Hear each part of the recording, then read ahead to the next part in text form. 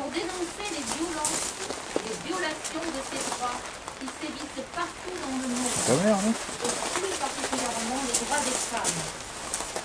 Nous voulons donc, cette année, mettre en lumière des femmes connues ou anonymes, qui souvent au mérite de leur vie, combattent pour faire reconnaître leurs droits. Déjà, lors de la Révolution, la courageuse Olympe de Gouges fait de l'égalité des sexes une revendication politique. En réponse à la Déclaration des droits de l'homme et des citoyens, elle publie la Déclaration des droits de la femme et de la citoyenne. Mais elle sera guillotinée. Un ordre de Robespierre le 3 novembre 1793. Les femmes d'aujourd'hui ont lutté encore, et luttent encore, pour des revendications qui leur sont propres, comme la contraception et l'avortement. Mais pour le reste, les 30 articles de la Déclaration universelle des droits de l'homme de 1948 leur suffisent pourvu qu'elle leur soit appliquée sans restriction et sans discrimination. Pas séparer forcément les hommes des femmes. Elles ne sont pas les ennemis des hommes. Ils sont leurs pères, leurs maris, leurs fils.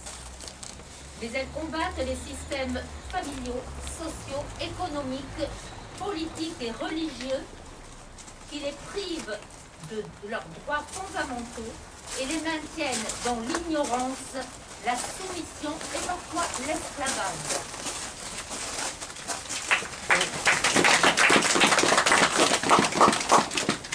De la Déclaration universelle des droits de l'homme.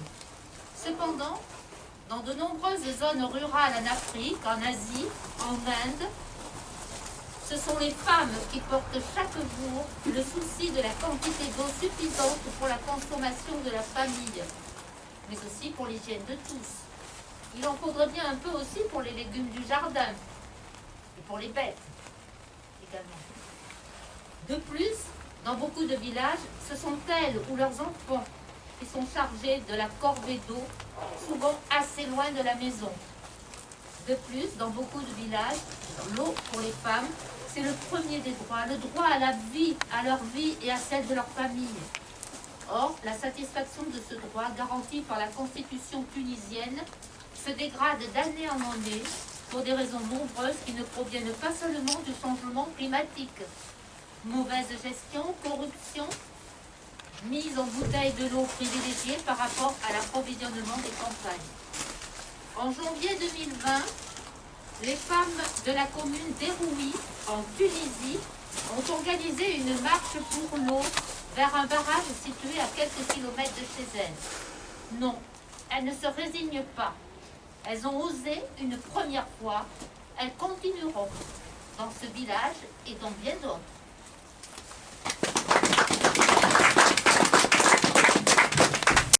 Dire que si certains oppriment et exploitent leurs consoeurs, si d'autres les assassinent, les hommes ne sont pas structurellement les ennemis de leurs compatriotes, de leurs collègues ou de leurs compagnes. Nombreux sont ceux qui les protègent, les défendent et sont à leur côté dans les luttes pour leur émancipation. C'est le cas du gynécologue congolais, le docteur Mukwege. Il a soigné des femmes congolaises violées durant les guerres. Il a été leur porte-parole à l'ONU, combat qui lui a valu le prix Nobel en 2018. Il déclarait « Je défends les femmes parce qu'elles sont mes égales, parce que les droits des femmes sont des droits humains et que je constate avec rage ces violences qui leur sont infligées.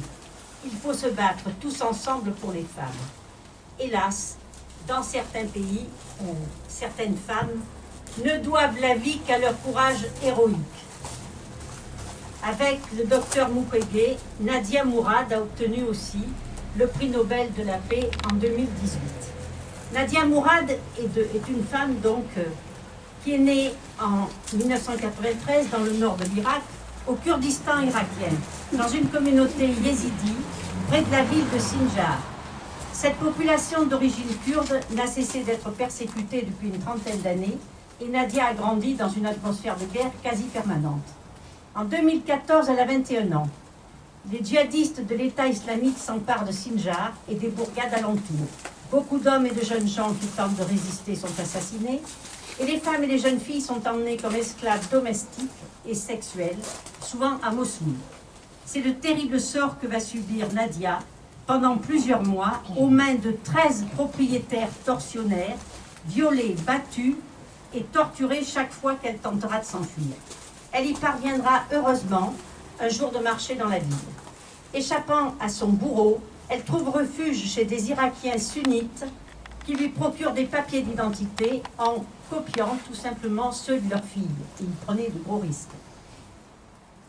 Ce qui lui a permis, en février 2015, de rejoindre un camp de réfugiés au Kurdistan irakien. De là, grâce à une organisation d'aide aux Yézidis, elle rejoint l'Allemagne, où est réfugié un membre de sa famille. Son histoire parvient aux oreilles de l'avocate internationale Amal Clooney, qui l'a fait témoigner devant le Conseil de sécurité de l'ONU.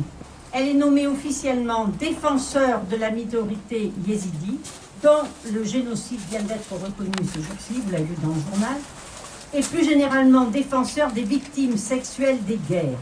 En 2016, elle est nommée ambassadrice de bonne volonté de l'ONU pour la dignité des survivants et de la traite des personnes. En 2018, elle est lauréate du prix Nobel de la paix avec le docteur Mukwege. Eh bien, figurez-vous que malgré cette récompense suprême, sa voix n'est pas toujours audible.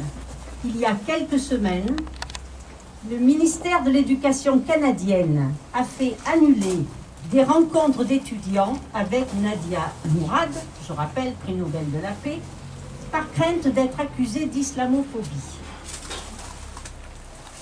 Il faut savoir d'ailleurs que les femmes kurdes qui se battent pour l'émancipation de leurs consoeurs en Syrie, en Turquie, en Irak, contre les crimes d'honneur, même si elles bénéficient de notre reconnaissance internationale, ne sont en sécurité nulle part. Et vous avez vu que si elles prennent de plus en plus le chemin de l'exil, comme d'autres, elles étaient 7 femmes kurdes parmi les 27 migrants qui ont péri dans la Manche et auxquels nous pensons ce soir, comme à tous ceux et toutes celles qui périssent en Méditerranée ou bien sur la frontière italo-française.